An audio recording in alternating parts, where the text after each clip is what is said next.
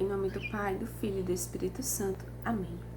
Hoje, na formação sobre a história da igreja, eu vim falar sobre o que é uma basílica. A basílica é essa estrutura do tempo do Império Romano, esse grande edifício que já existia naquela época. E não era um local de oração, mas sim um local que se resolvia coisas judiciais, havia reuniões, julgamentos, coisas totalmente sociais, públicas daquela época. E por que hoje para nós a basílica, uma basílica, é um local de oração? No ano 300, no tempo do imperador Constantino, os cristãos católicos conseguiram esse direito de construir para eles um edifício, um local onde eles poderiam se encontrar para rezar. Antes disso, era totalmente proibido. Nós sabemos que eles rezavam escondidos nas suas casas, em cavernas, em catacumbas, em tantas coisas daquela época, totalmente escondido do Império Romano. Mas quando eles tiveram essa liberdade, eles conseguiram sim construir algo para eles se reunirem para rezar. Podemos imaginar, sim, Padre Paulo Ricardo, ele abre até esse questionamento. Mas por que os católicos, os cristãos daquela época, se espelharam em uma basílica, um local totalmente público, onde havia julgamentos e tantas coisas do tipo, e não escolheram um local, algo para se espelhar, uma coisa mais santa, como os templos daquela época? Porque se hoje perguntassem para nós, abrisse isso para a gente: o que vocês vão construir, o que vocês vão fazer, o que vocês vão se espelhar para construir algo para vocês se reunirem em oração? A gente ia pensar em um templo, em uma igreja, porque já existe, já vem na nossa mente isso. Mas naquela época não era assim para os discípulos, para os cristãos, para os apóstolos, para aquelas pessoas que se doavam pelo reino de Deus, os cristãos daquela época. Os templos daquele tempo era pagão. Dentro deles só podia haver a estátua dos deuses que eles acreditavam.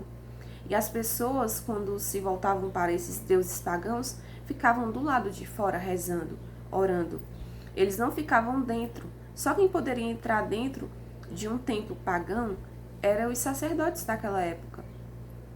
E o que foi que aconteceu? Os cristãos daquela época, eles pensaram: precisamos nos reunir em oração, já que agora é livre para nós, temos essa liberdade. E eles se inspiraram nas basílicas daquela época. Como era isso? Era um local muito grande, muito espaçoso, e ao redor haviam locais onde resolviam várias coisas, como eu falei no início. Haviam coisas para resolver com advogados, eram coisas sociais que eles procuravam para resolver os seus problemas no local público. E eles imaginaram: não, vamos adaptar para a nossa realidade. E eles se espelharam, mas não fizeram igual. E através disso se tornou as basílicas que temos hoje. O formato, a estrutura de lá no meio, lá na frente, poder ter o altar. O local onde antes era feito para ter julgamentos, aquela pessoa que tinha a palavra de julgar, de condenar, nas basílicas do Império Romano, foi feito um local onde hoje nós encontramos um sacerdote diante do ambão, na frente ali, fazendo a leitura da palavra e meditando, refletindo para nós. Foi assim que aconteceu.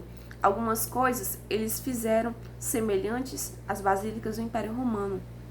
Outras coisas eles adaptaram, deixaram todo o espaço ao redor e colunas no meio ali para sustentar aquele edifício. Muitas coisas que nós pensamos: é uma coisa pagã, não tem nada a ver com o cristianismo. Mas eles pensavam isso por quê? Porque era o que tinha diante deles. E hoje se tornou algo tão santo para nós. Como é bom para um cristão visitar algo tão santo quanto uma basílica, uma catedral, onde você chega e fica admirado com tanta estrutura, com o tamanho daquela arquitetura que nos faz remitir, que reflete para nós a grandiosidade do nosso Deus. Coisas tão ricas, tão belas, que nos faz pensar o quanto nosso Deus é grande. Amém. Em nome do Pai, do Filho e do Espírito Santo. Amém.